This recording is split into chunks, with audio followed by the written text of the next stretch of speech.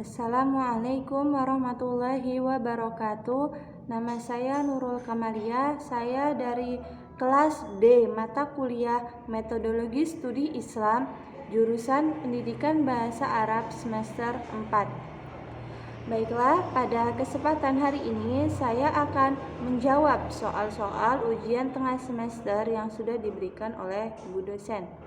Untuk soal yang pertama,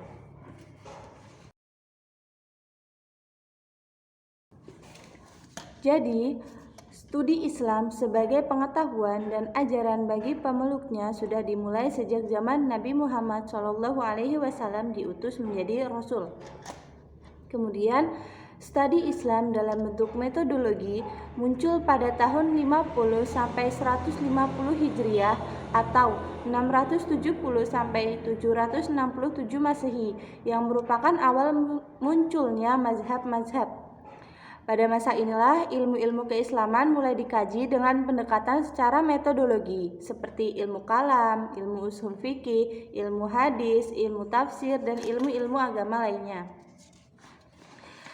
Kemudian, perkembangan studi Islam terkait erat dengan perkembangan pendidikan Islam yang membahas kurikulum dengan kelembagaannya, baik di dunia Islam, di dunia Barat, maupun di Indonesia sendiri.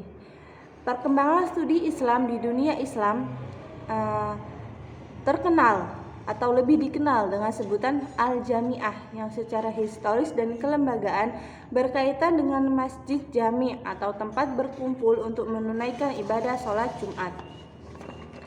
Menurut catatan sejarah, ada 4 kesarjanaan tinggi yang disebut sebagai kiblat bagi pengembangan studi Islam di dunia Islam, yang selanjutnya diikuti oleh para orientalis dalam studi Islam di kalangan sarjana Barat. Pertama ada Madrasah Nizamiyah di Nishapur, Baghdad, yang dibangun oleh Nizam al-Muluk. Madrasah ini terdiri dari 3 bagian inti, yakni gedung madrasah, masjid, dan perpustakaan yang disebut dengan Bait al-Maktab. Madrasah ini memiliki beberapa staf, yaitu seorang sarjana besar atau yang disebut dengan mudaris yang bertanggung jawab atas pelaksanaan pengajaran, seorang ahli Al-Quran atau yang disebut dengan mukri, dan seorang ahli hadis yang disebut dengan muhadis, dan bagian perpustakaan. Yang kedua ada madrasah di Baghdad yang dibangun oleh Khalifah Al-Ma'mun yang disebut dengan Bait al-Hikmah. Sebagai madrasah terbesar di zamannya, para pengajar di madrasah ini adalah para sarjana besar yang memiliki reputasi tinggi, seperti Abu Ishaq al-Shirazi, Al-Qiyya al-Harrasi, dan Al-Ghazali. Madrasah yang berdiri hampir 2 abad ini akhirnya hancur sekaligus melambangkan kehancuran Islam pada masa pemerintahan Abbasiyah. Setelah Hulagukan melakukan penyerbuan besar-besaran ke Baghdad. Yang ketiga ada Universitas Al-Azhar di Kairo yang dibangun oleh dinasti Fatimiyah pada masa pemerintahan Khalifah Mu'izz Lidinillah. Pada masa Khalifah keempat dari Fatimiyah, daerah Libya dan Mesir berhasil ditaklukkan di bawah pimpinan panglima besarnya yakni Jauhar al-Sakili. Dan beliau dikenal sebagai pendiri ibu kota Mesir atau Kairo. Jauhar al-Sikili juga yang membangun kesarjanaan tinggi Al-Azhar berdasarkan ajaran sekte Syiah yang selanjutnya pada masa Khalifah Al-Hakim bin Amrillah dibangun perpustakaan terbesar di Kairo yang disebut dengan Bait al-Hikmah yang disebut sebagai corong propaganda kesyiahan. Kemudian pada tahun 567 Hijriah atau 1171 Masehi, Salahuddin al-Ayyubi berhasil merebut Daulah Fatimiyah dan mendirikan Daulah Ayyubiyah. Pada saat itu, Al-Azhar beralih kurikulum dari orientasi Syiah ke Sunni, tetapi Al-Azhar tetap berdiri tegak hingga abad ke-21 ini. Yang keempat ada Universitas Cordova di Spanyol. Pada masa pemerintahan Khalifah Abdurrahman III pada dinasti Umayyah, dibangunlah madrasah Cordova di daerah Spanyol, yang merupakan tonggak kemajuan ilmu dan pengetahuan di Cordova. Sejarah mencatat bahwa Aylhut dari Inggris belajar di Cordova pada tahun 1120 Masehi yang mendalami ilmu geometri, aljabar, dan matematika. Kemudian ada selanjutnya perkembangan studi Islam di dunia barat. Kesarjanaan tinggi terkenal pada masa kejayaan Islam, antara lain kesarjanaan yang berpusat di Irak, Mesir, serta Cordova. Inilah awal kebangkitan atau Renaissance Barat yang secara perlahan mencapai kemajuan yang gemilang. Kemajuan Barat tidak terlepas dari kegiatan penerjemahan manuskrip-manuskrip berbahasa Arab ke dalam bahasa Latin sejak abad ke-13 Masehi hingga masa Renaissance di Eropa pada abad ke-14 Masehi oleh para ilmuwan Barat termasuk orientalis. Tokoh yang mengembangkan ilmu pengetahuan dari penerjemahan manuskrip Arab tersebut yakni Gerbert de Auvergne dalam bidang kedokteran dan matematika di abad ke-11 Masehi.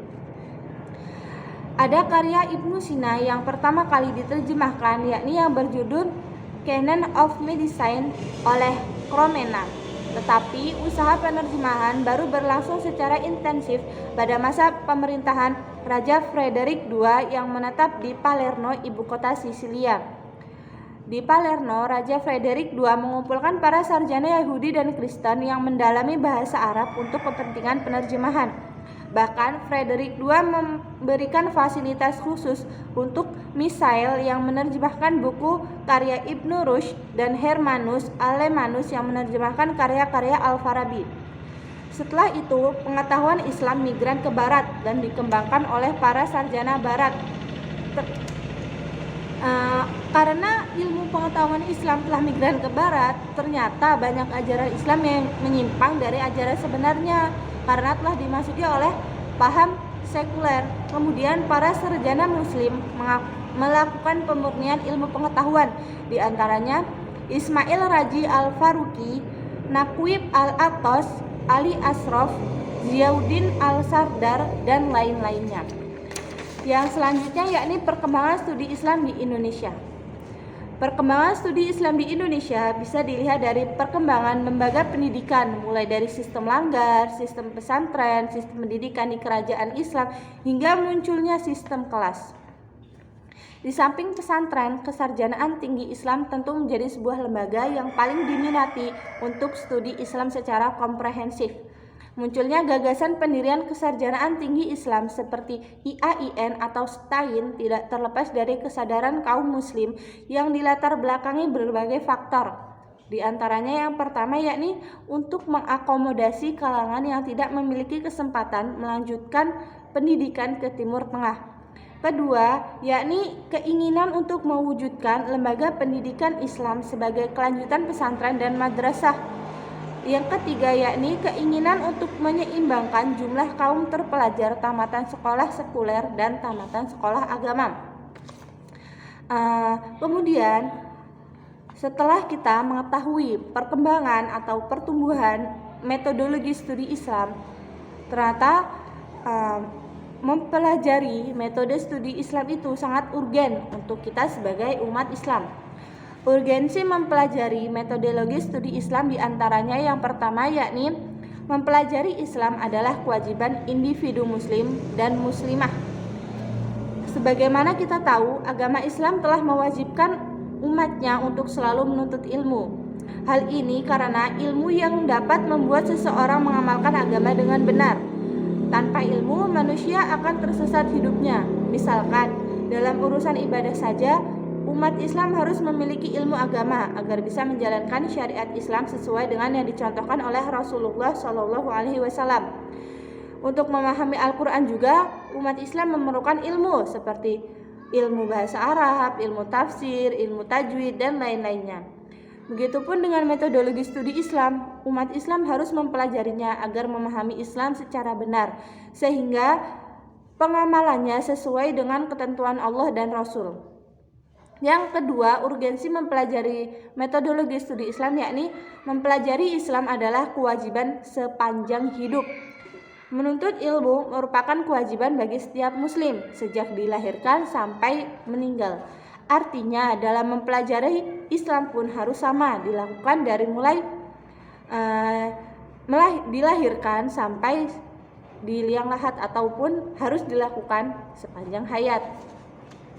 Yang ketiga yakni mempelajari Islam akan mengantarkan pada kebahagiaan dunia dan akhirat. Suatu amalan akan mendapat pahala apabila dilakukan sesuai dengan aturan dan ketentuan Allah dan Rasul-Nya. Apabila tidak sesuai maka ditolak dan hanya dianggap sia-sia. Hanya amalan yang menggunakan ilmu saja yang akan mengantarkan umat Islam ke surga. Bahkan Allah akan mengangkat derajat orang-orang yang berilmu dan beriman beberapa derajat.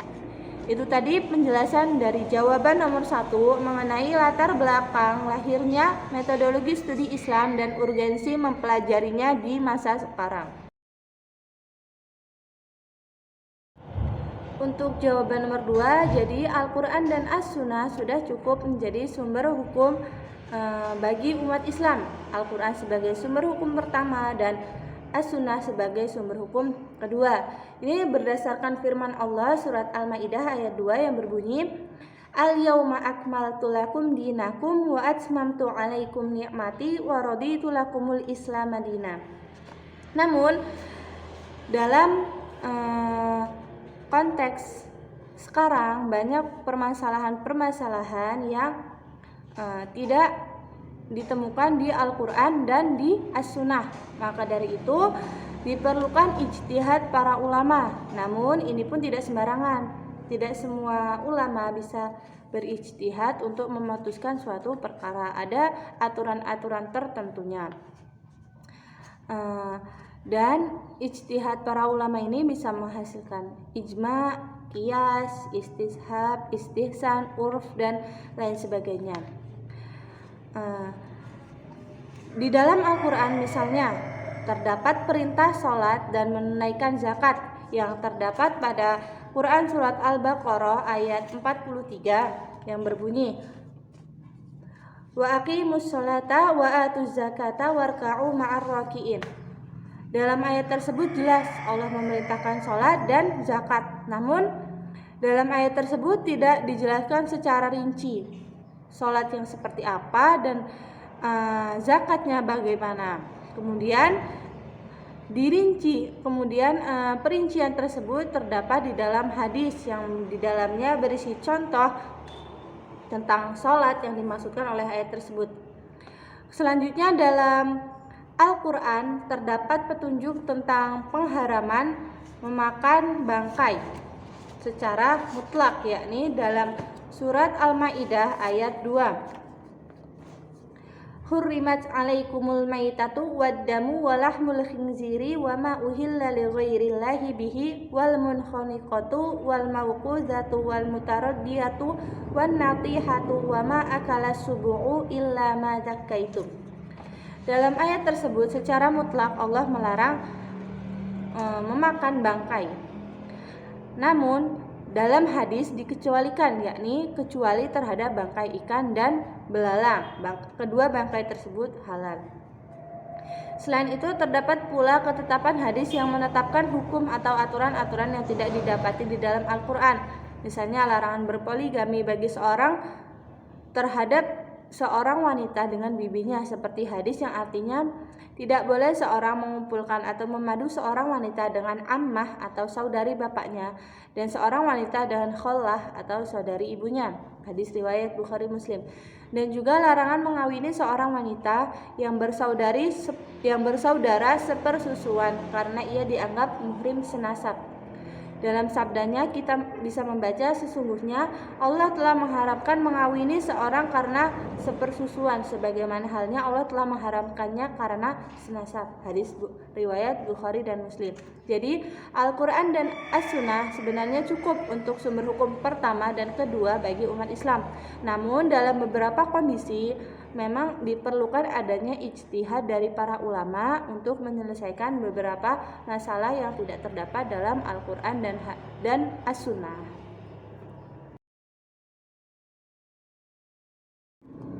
Baik, untuk jawaban dari nomor 3 atau yang terakhir.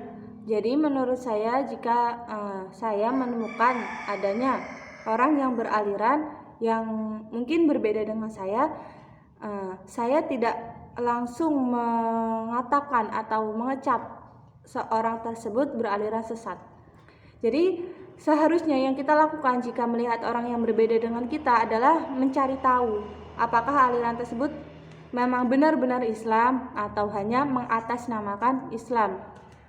Karena kita tahu penafsiran para ulama terhadap suatu hukum kan sangat banyak. Jadi kita tidak boleh mengatakan orang yang berbeda mungkin cara beribadah atau cara apa dengan kita itu, kita tidak boleh mengatakannya aliran sesat gitu, karena ada sebuah hadis ikhtilafu ummati rahmatun. Jadi perbedaan di antara umatku adalah rahmat. Jadi ketika kita menemukan fenomena ada orang yang berbeda dengan kita mencari tahu dulu apakah itu benar-benar Islam atau hanya mengatasnamakan Islam saja. Jika dia memang benar-benar Islam, kita tidak perlu membanding-bandingkannya dengan yang kita lakukan gitu. Kita tidak perlu mencari perbedaannya. Kita bisa hidup toleransi, hidup berdampingan dengan damai. Jadi tidak perlu mengatakan saya paling benar dan Anda salah, itu tidak perlu. Jadi kita masih tetap bisa hidup berdampingan walaupun berbeda pandangan maupun berbeda ulama gitu kan. Kemudian beda lagi dengan jika seorang yang memiliki aliran berbeda tersebut melakukan kekisruhan atau kerusuhan di tempat kita. Jadi itu kita harus melaporkan ke pihak yang berwajib. Karena Islam itu tidak mengajarkan kerusakan. Islam itu agama yang rahmatan lil alamin. Jadi jika ada aliran yang mengatasnamakan Islam namun membuat kerusuhan, berarti aliran tersebut bukanlah berasal dari Islam. Dan yang kita lakukan adalah melaporkannya ke pihak yang berwajib untuk ditindaklanjuti. Karena sekarang sudah banyak terorisme yang mengatasnamakan Islam. Nah itu kita harus melaporkannya jika ada yang membuat kekisruhan dengan mengatasnamakan Islam. Karena pada dasarnya Islam adalah agama yang damai, agama yang rahmatan lil alamin. Jadi walaupun terdapat banyak aliran itu, Islam tidak pernah mengajarkan untuk membuat kerusakan di muka bumi. Jadi itu tadi penjelasan atau jawaban dari saya terkait soal-soal ujian tengah semester yang telah diberikan oleh Ibu dosen, Ibu Hamilaini Fauziah MPD. Apabila ada kesalahan ataupun kekeliruan, saya mohon maaf. Dan kepada Allah saya mohon ampun. Saya akhiri. Wallahul muwafiq ila aqwamit thoriq. Wassalamualaikum warahmatullahi wabarakatuh.